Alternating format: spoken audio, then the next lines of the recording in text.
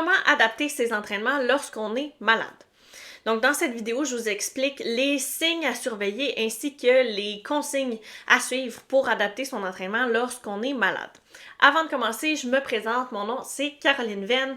Je suis kinésiologue, spécialiste en conditions de santé chronique et ma mission, en fait, c'est d'aider les gens à améliorer leur qualité de vie en me basant sur la science et en ayant une approche centrée sur les besoins de mes clients. Si on commence par les signes à surveiller. Donc, pour les signes qui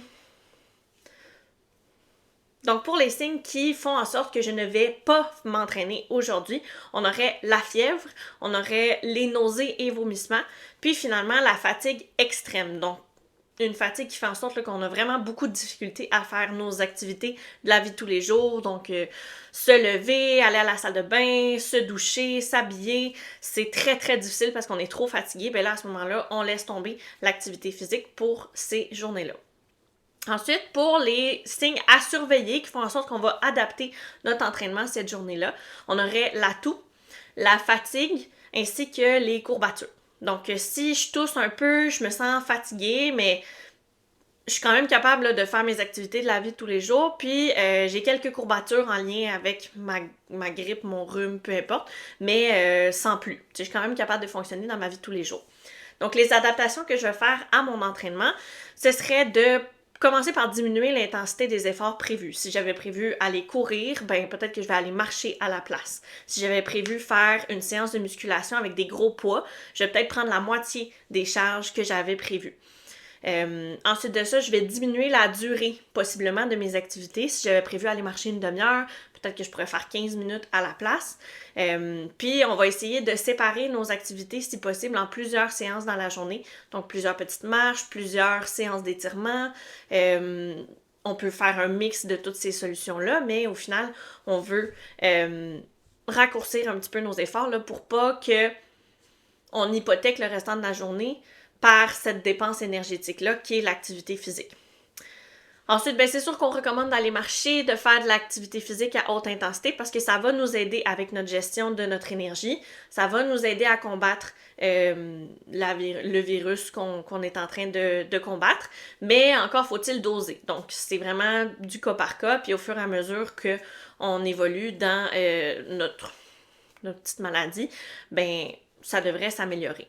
On peut aussi penser à faire de la mobilité, des exercices d'étirement aussi, si on a tendance à être plus assis, plus sédentaire dans ces journées-là, vu qu'on est plus fatigué, ben pour éviter d'accumuler des tensions, ou si on a des courbatures en lien avec notre virus, ben on va vouloir aller s'étirer, faire des exercices de mobilité pour éviter d'accumuler les tensions puis d'avoir des douleurs à la suite.